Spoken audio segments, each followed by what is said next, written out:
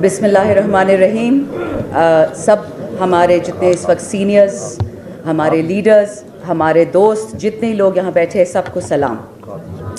ना मुझ में अली मोहम्मद साहब वाली एनर्जी है और ना मुझ में बैरिस्टर साहब जितनी ऊंची आवाज़। तो मैं इसी टेनर से और टोन से बात करूँगी, बुरा मत मानिएगा।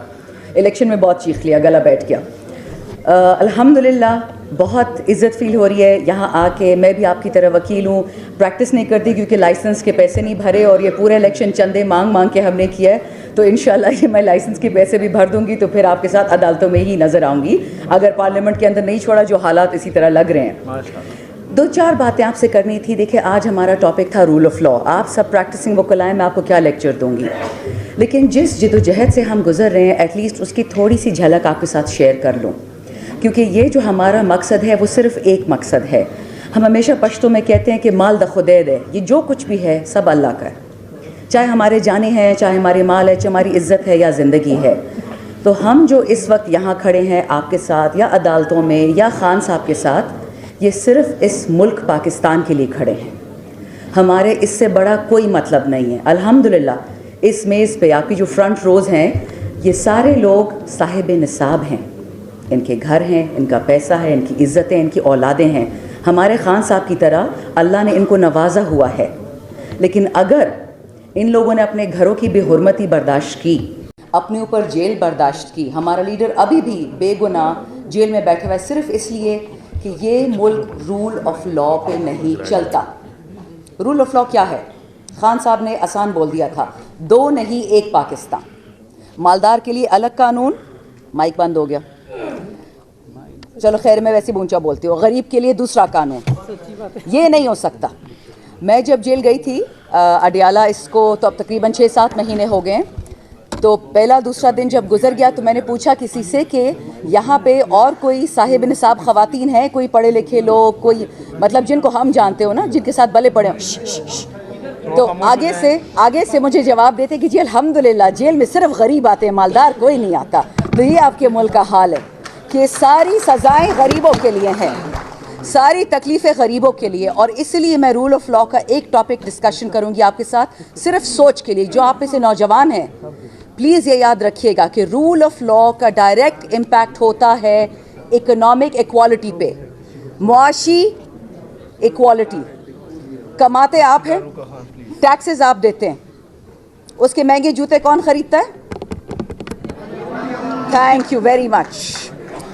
एक और भी है, वो भी ख़रीदता है। इशू ये है कि 76 साल आम पाकिस्तानी, मैं और आप सब टैक्स पेयर हैं, हम कमाते हैं और हम खिलाते हैं। बिस्मिल्लाहिर्रहमानिर्रहीम।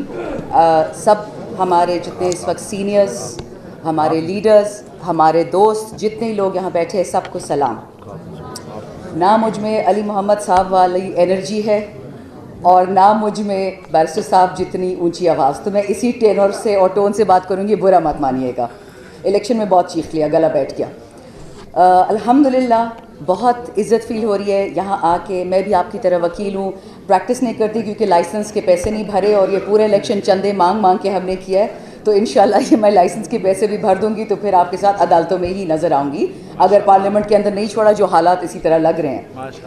दो चार बातें आपसे करनी थी। देखिए, आज हमारा टॉपिक था रूल ऑफ़ लॉ। आप सब प्रैक्टिसिंग वकील हैं, मैं आपको क्या लेक्चर दूँगी, लेकिन जिस जद्दोजहद से हम गुज़र रहे हैं, एटलीस्ट उसकी थोड़ी सी झलक आपके साथ शेयर कर लूँ, क्योंकि ये जो हमारा मकसद है वो सिर्फ़ एक मकसद है।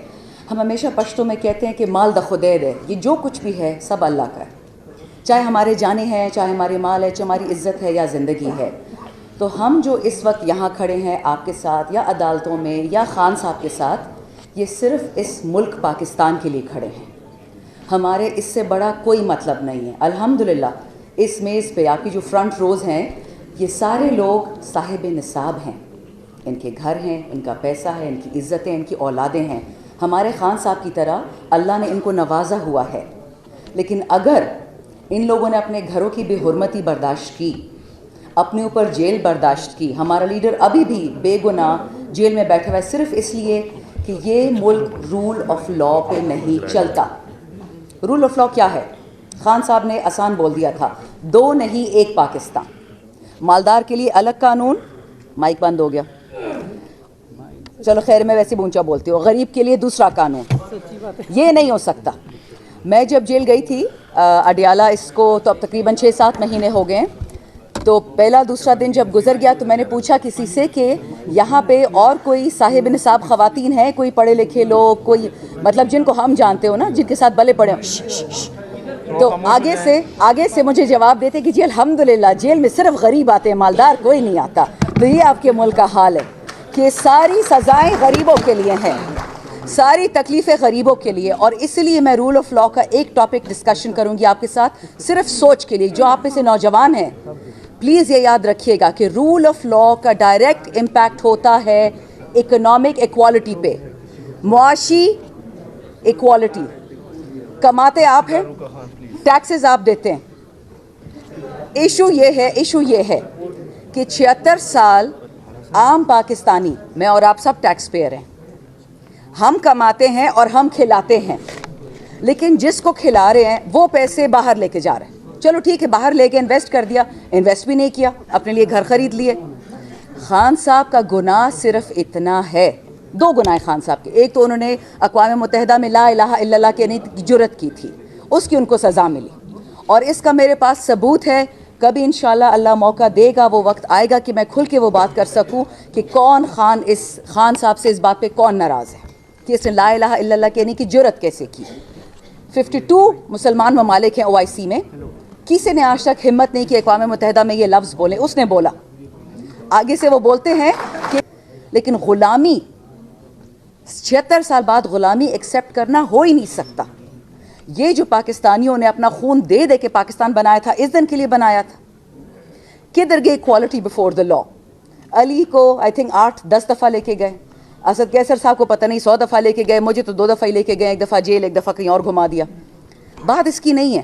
میں تو اللہ کا شکر کرتی ہوں میں جیل گئی ہوں, کیونکہ جیل ایک ریسٹ ہاؤس بن چکا ہے غریب اور مجبوروں کے لیے, جو 30,000 روپے کے لیے چوری کرتے ہیں. جو 30 ارب چوری کرتا ہے اس کو پرائم منسٹر بنا دیتے ہیں, اور جو 30,000 بیچارے چراتا ہے اس کو مار دیتے ہیں.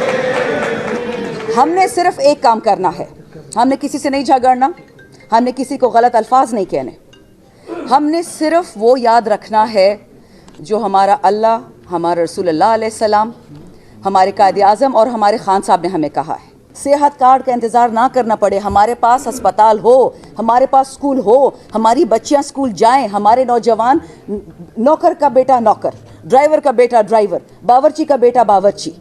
یہ لوگ یہ روایت زندہ کرنا چاہتے ہیں اور خان صاحب اس کو نہیں رہنے دیں گے. میں اس آخری بات پہ ختم کرتی ہوں. ہمارے ایک بہت سینئر ایم این اے تھے, اب اللہ ان کو بخشے, نون لیگ سے تھے. انہوں نے مجھے ایک دفعہ اسمبلی میں بولا کہ ہمیں آپ کے خان صاحب سے نفرت اس لیے ہے کہ وہ پاکستانی میں ایکوالٹی چاہتا ہے, ایکوالٹی بیفور دا لا. تو میں نے پوچھا کہ اس میں برا کیا ہے؟ تو آگے سے کہتے ہیں کہ دیکھیں, مجھے اللہ نے چودھری پیدا کیا, اور وہ ایک بندہ ہمارا عاجز سا میں نے بیٹھا ہوا تھا بغل میں, کہتا ہے اس کو اللہ نے کمی کمین پیدا کیا. مجھے تو کمی کمین کا مطلب بھی نہیں پتا تھا کہ کمی کمین کیا ہوتا ہے. کہتا ہے میڈم میں چودھری ہوں, یہ غریب ہے, اس کو اللہ نے غریب بنایا ہے, اس کو اپنی اوقات میں رہنا چاہیے. یہی ریزن ہے کہ خان صاحب سے ان لوگوں کو نفرت ہے, اور وہ بھی آپ کے دشمن نہیں ہیں, دشمن ہم اپنے خود ہیں. کبھی آپ نے سنا ہے کہ کوئی امریکہ کا کانگریسمین بک گیا, امریکہ کا سینیٹر بک گیا, UK ہاؤس آف کامنز میں کوئی بک گیا, اور یہاں ہم بھیڑ بکریوں کی طرح بک جاتے ہیں؟ یہ میرے جتنے یہاں کولیگز بیٹھے ہیں, ہم سب کے ساتھ ہر قسم کا کام ہوا ہے کہ اس بندے کو چھوڑو, اور ہم اس بندے کے ساتھ صرف اس لیے کھڑے ہیں کہ یہ رول آف لا کو مانتا ہے اور یہ رول آف لا کو امپوز کرتا ہے. اس سے زیادہ کوئی بات نہیں ہے. کسی میں ہیرے نہیں جڑے ہوئے, ہم سب گنہگار ہیں, ہم کوئی فرشتے نہیں ہیں, لیکن ہم کوشش کر رہے ہیں کہ جو راہ راست پہ ہمیں چلانے والا ہو ہم اس کی عزت کریں, وہ آپ ہوں یا ہم میں سے ہوں. تو آج میرے آنے کا مطلب یہی تھا. میں بہت شکریہ ادا کرنا بھی چاہتی ہوں معظم صاحب کو, میں بھول گئی بتانا, انہوں نے میرے ہر ایک کیس کیے ہیں. شیر افضل مروت صاحب نے, معظم صاحب نے, علی بخاری بھائی نے. مجھ تک آج سے کسی نے فیس نہیں لی, تھی مجھے پتہ چل گیا ان کو کہ میری کیا حیثیت ہے فائنینشلی, تو الحمدللہ سب مجھ پہ رحم کرتے ہیں. لیکن میں آپ کو یہ بتا دوں کہ جس طرح ILF نے اور پاکستان کی وکلاء نے جہاد لڑا ہے, آپ نے اس کو پیچھے نہیں دیکھنا کہ ہم نے کہا آگے آپ کیا کریں گے. ہم آپ سے بہت ایکسپیکٹیشنز رکھتے ہیں, خاص کر نوجوان بچوں سے, بچیوں سے. آپ مستقبل ہیں, ہم نے آپ کو پاس آن کرنا ہے. اور ایک پرسنل بات بتا دوں, میں کبھی یہ بات نہیں کرتی, بٹ ابھی میں نے ریسنٹلی بتایا کہ میرے اپنے بچے نہیں ہیں. اگر اس پاکستان کے بچے بڑھ جائیں گے تو میں انشاءاللہ اللہ مجھے سنبھالے گا. مجھے لوگوں کے لیے بہتری چاہیے, اپنے لیے کچھ نہیں چاہیے. پاکستان زندہ باد.